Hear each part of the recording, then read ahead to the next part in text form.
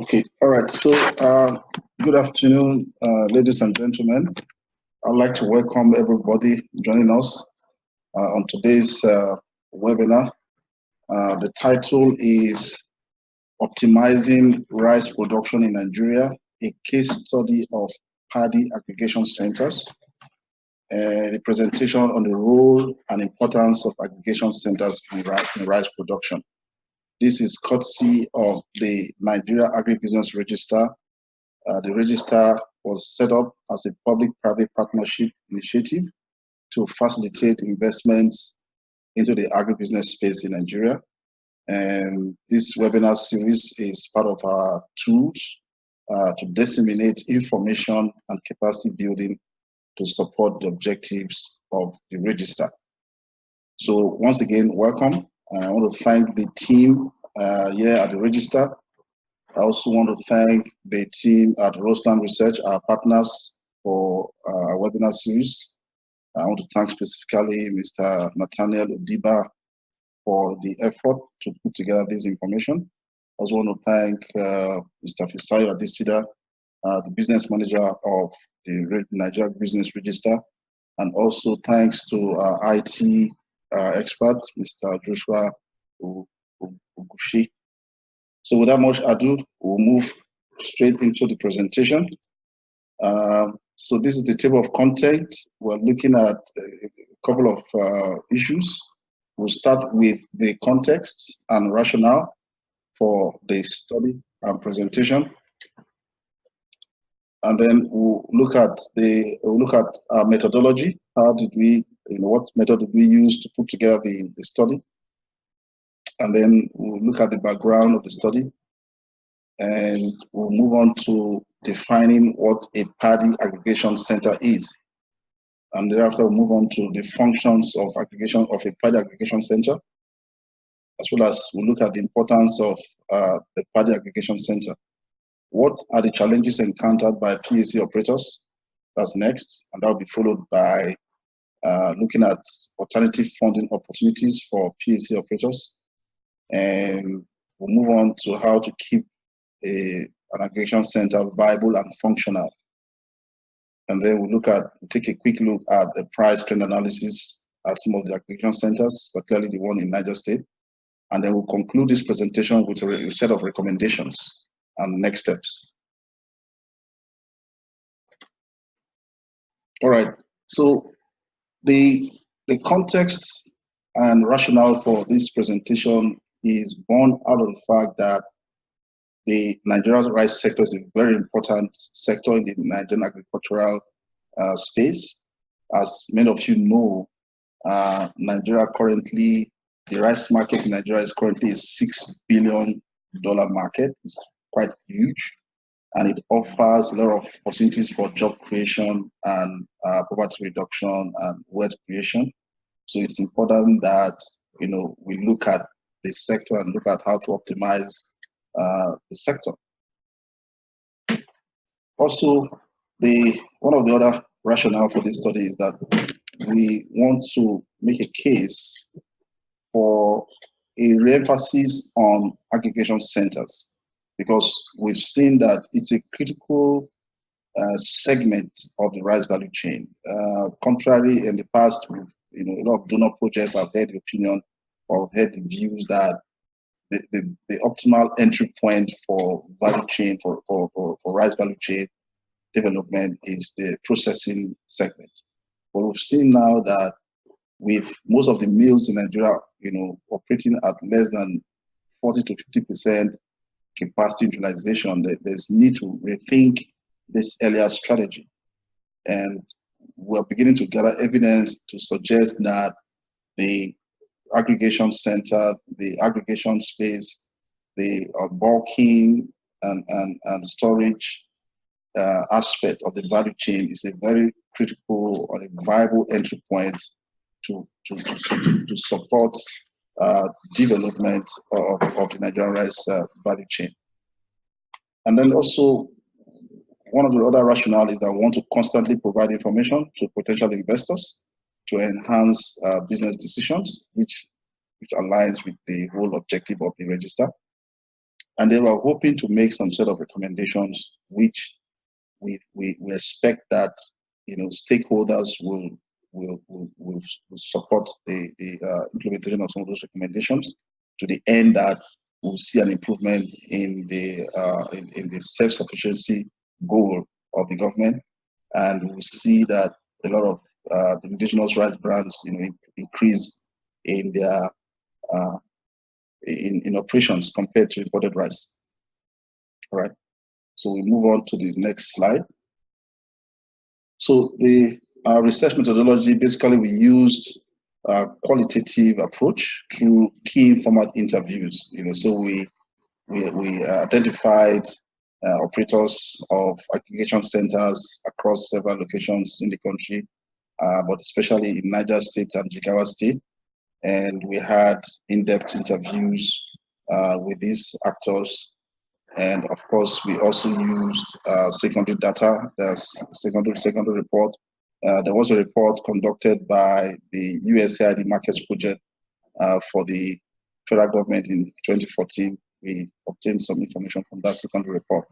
So a combination of qualitative secondary data was used, to come up with some of the information here. So the background to this study is that there is a problem with access to quality paddy by processing companies. This is in the light of the fact that there's increasing demand for finished rice in the market, and there's the drive by the government to increase the contribution of locally processed rice, to meet this increasing consumer demand. But at the same time, there are a lot of challenges, along the value chain.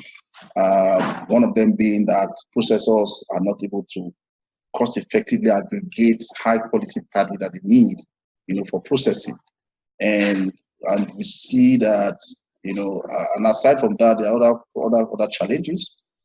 Access to capital, smuggling is another challenge, dumping of, processed rice from other producing countries. So these are some of the challenges, and this is what has informed us, looking at, again, at the issue of aggregation. And then also we see that aggregation as a service, within the value chain is currently offered by not many operators. We see in the market effects, we see our Raj Agro Enterprises. Babangona is offering services to the Babangona cooperative farmers, Green Sahel, and a couple of other operators, which are out there in the market. Space will not allow us to mention all of them, but putting all together, we see that they make up less than 5% of the market requirement for aggregation. So this is a very potential opportunity to increase investment in the rice value chain and then support the value chain development. So we're really upbeat that this segment of the value chain can actually catalyze a lot of improvement and strengthening of the local rice value chain. Again, like I said earlier on, 80% of Nigerian mills function at less than 50% capacity optimization. That's a major challenge, and that has made milling not to be very, very viable option. So looking at cost effectively making paddy available to millers, we think would be a good way to support the rice value chain. So these are some of the things that informed this study. So what is a paddy aggregation center? It is a strategy to improve access to large volumes of paddy. Like we said earlier on, existing mills and even new mills that are about to come up, they need access to large volumes of good quality paddy. Okay, and what is the arrangement right now? There are a couple of commodity exchanges that are in the pipeline, and that's a way to go. But in the meantime, I think that we need to look at the paddy aggregation as an efficient or effective, cost-effective entry point. So paddy aggregation has been around for a long time, and we see that in many ways. We see it as a bulking center.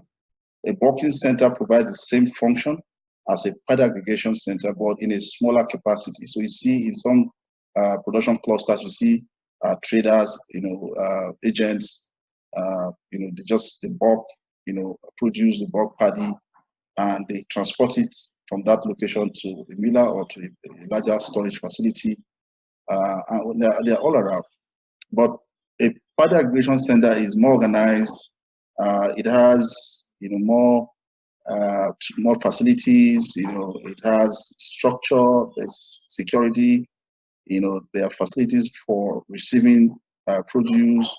There's some engagement with farmers and processors. So a paddy aggregation center is really more organized than a bulking center, and that's really is the difference. Next slide. So the functions of a paddy aggregation center includes negotiating contracts with farmers for the production or purchase of farm produce, providing supplies such as seed, feed, fertilizers, or insecticides to farmers, as well as also arranging, financing, as the case may be, arranging transportation and storage of purchased products, some of the functions, arranging for processing or resale of purchased products.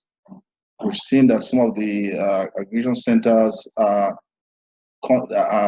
they provide information, they record transactions, they produce inventories, and can be used by both the government and the private sector.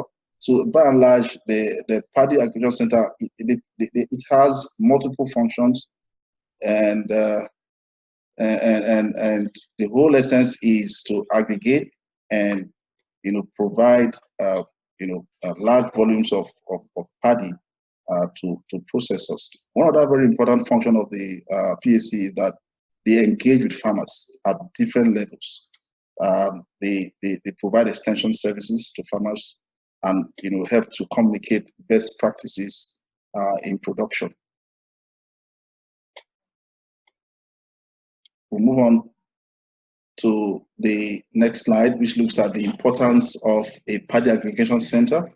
Like we said earlier on, it provides a consistent supply of quality paddy to millers. And so, in other words, the aggregation center creates the link between the market and the farmer. So the quality standards that the millers and traders require can easily be communicated by a functional paddy aggregation center to farmers. Farmers are the producers. They need information about production, and the PAC can play the role of creating that linkage between the market and producers. Also, the PAC can help millers to reduce, of course, like we said earlier on, reduce the cost of searching and securing quality paddy. They are also used as platforms for data acquisition. This last function has not been properly utilized, and I think that there's need to really look into this and see how we can aggregate a lot of data, especially production data, at the farm level through the paddy aggregation center. What are some of the challenges encountered by center operators? Well, there are several of them, running from access to working capital. A lot of the paddy aggregation centers are not, probably because the way they are set up, they're not bankable. They cannot put up, bankable requests to the banks for funding, and sometimes because of the high interest rate, they're unable to access credit, and that has limited their operations. Some of the issues in the production areas, including farmers' dishonesty and side selling, this basically involves where the operator, the paddy aggregation center operator, engages with the farmer, provides support services like input credit, and then at the point of harvest, the farmer side sells, and the operator center does not have the required quantity of paddy that he or she has arranged for. Of course, flood and natural disasters are some of the issues. Insecurity, issues of kidnapping and armed banditry are some of the issues that PSC operators encounter from our assessments. Of course, the issue of social-cultural problems, farmer header challenges, these also affect the operations of a paddy aggregation center. What are some of the mitigation strategies for a paddy aggregation center? We think that there's need to look at alternative financing. This area needs, we need to create more awareness for some of the PSC operators. A lot of them that we spoke with are not very concerned or aware of the available alternative financing that are available that they can explore. So there's need to create awareness here. One other mitigation strategy would be to carry out quality control measures through redrying and rebagging, and then prevent site selling by providing monitoring and extension services, incentivize returns, and then, well, in the area of incentivizing returns, there's need to provide insurance support such that farmers have that comfort and confidence that their interest and welfare is well taken care of. And there's need also to provide good security network for the aggregation center. The existing centers and new ones, they need to explore digital payment systems through the use of mobile money. There are many ways that they can engage with smallholder farmers. They don't need to carry cash. They can use mobile money systems, to make payments and transfer payments into farmers' accounts. We also think that by constantly interacting and engaging with the community, community heads and traditional rulers, a very good, sustained relationships can be established between farmers and a paddy center operator. There are several alternative funding windows that a PSC operator can tap into. One of them being the CBN Agribusiness program. That program strongly encourages engagement with PSC operators. So we think that PSC operators should take advantage of the CBN Agribusiness program. The Bank of Industry, Bank of Agriculture, the NASA credit schemes. There are several donor funds that can support PSC operators, as well as private equity funds. All these funds are areas where the register is working on. We're going to be having a series of agribusiness networking events starting from the month of March that we're going to be exploring how to attract alternative finance into the agribusiness space. I think in the month of April, we'll be looking at the rice value chain, how to attract alternative finance. By alternative finance, we're talking about funding like private equity, venture capital, impact funds. We're talking of blended finance, donor grants, all those sort of funds that are not conventional bank credit. How to attract such funds into the agri space. So I think in the month of April, we're going to be having a special session on the rice value chain. So please watch out for that, and we're going to be communicating with you all on that. And we're going to be inviting key stakeholders into that meeting. So we would like to, the next slide, we'd like to talk about what are some of the ways, to keep a paddy aggregation center viable and functional. So from what we found out, there's need to group farmers into clusters in terms of how a paddy aggregation center engages with farmers. There's need to group farmers into clusters of, say, minimum of 10 and a maximum of 15 through farmers groups and association. So that way, information can be passed across to the groups, and resources, input credits, and all of that can be channeled to the groups, and of course that's way we can also, the paddy center can also aggregate and obtain produce during harvest. Also, aggregation centers should be situated within the production cluster, as this has several advantages: proximity to farmers, access to farmers, reduction in cost of moving produce from the farm gate to the aggregation center for storage, processing, and onward delivery to the processor. So we think that carefully situating the center is very important, and a lot of mistakes can be made if initial assessment is not undertaken by an investor in a paddy center before setting up the center. So there's need for assessment to identify where are the production areas and where is best suited to establish the center. Also, we think that the PACs should have the capacity to provide training to farmers on good agricultural practices. Yeah. And of course, the PACs can also be a conduit through which input providers, input suppliers, can extend, can use. In fact, the input providers can use the PACs as a network, as a channel through which they can, sell their inputs, other fertilizers, agrochemicals, or even seeds.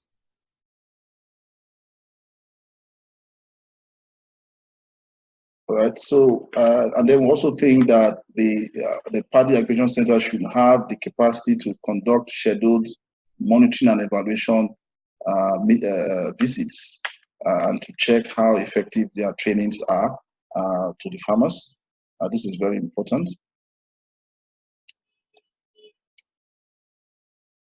Moving on, also still in continuation of the some of the strategies to make the PAC viable and functional.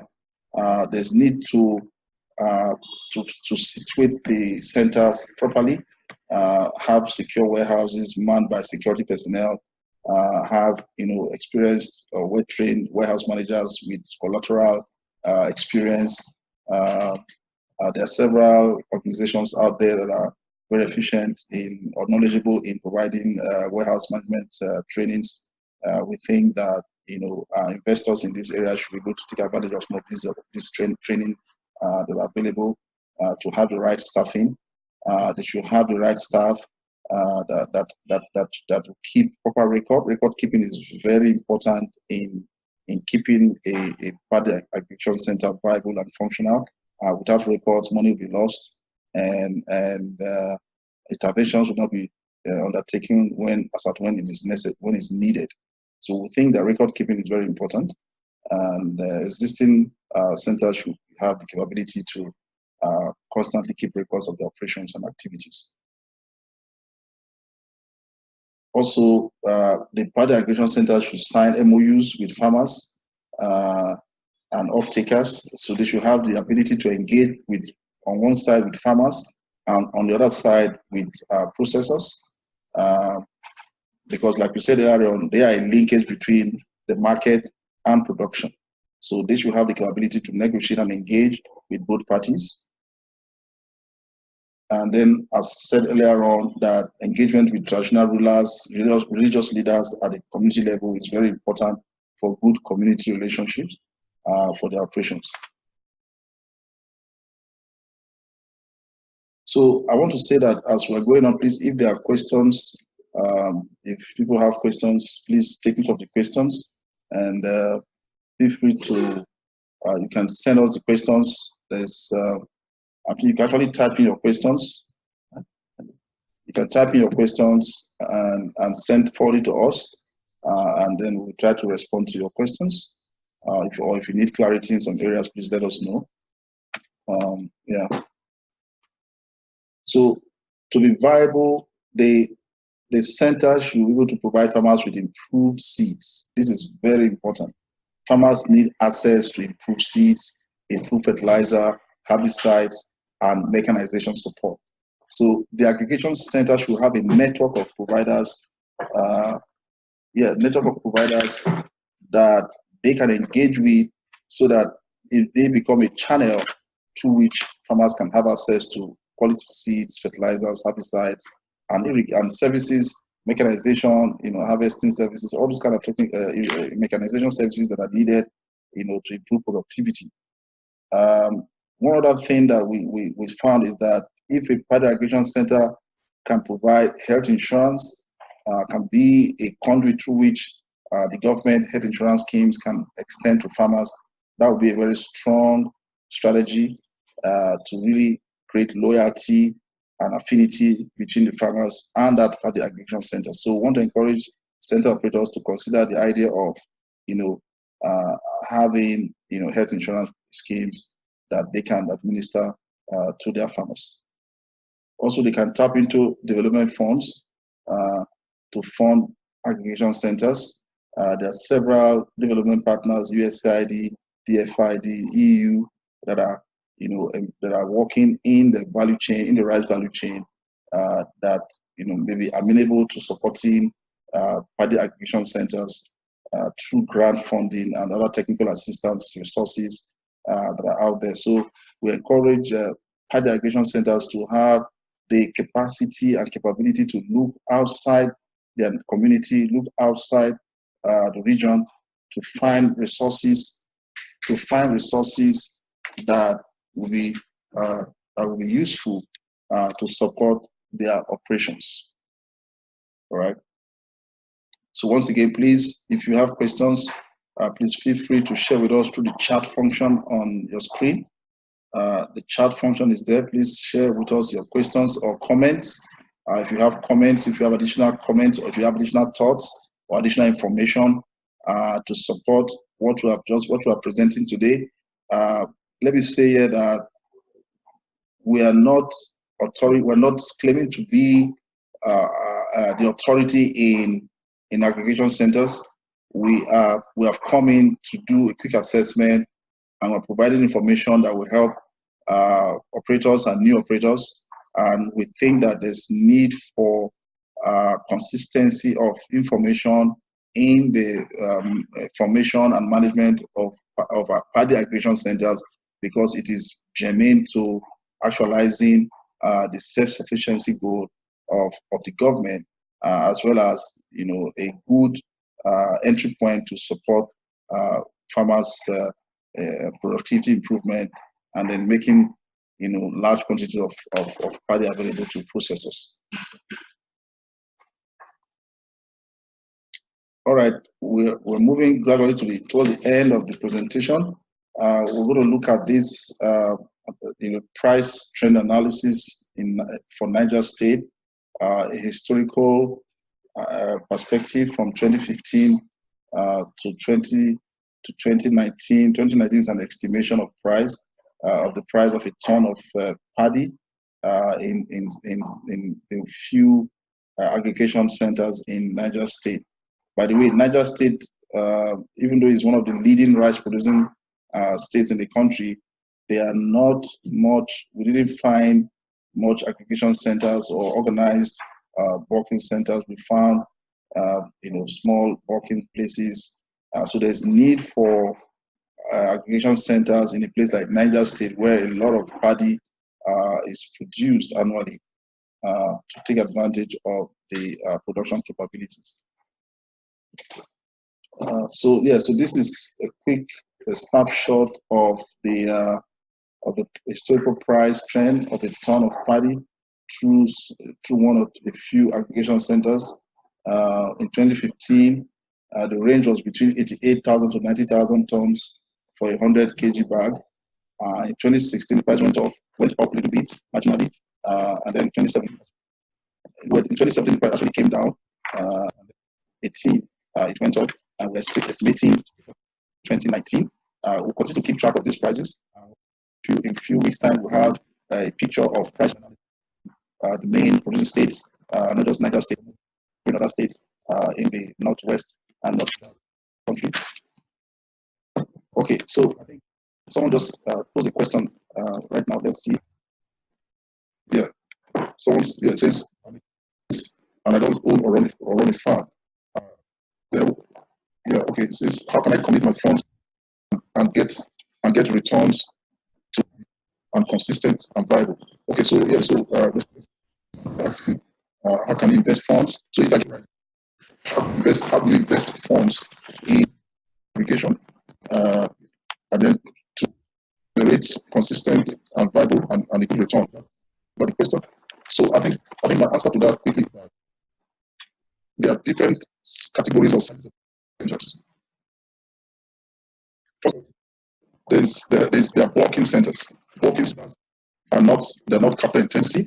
It does not capital investment in terms of security or facility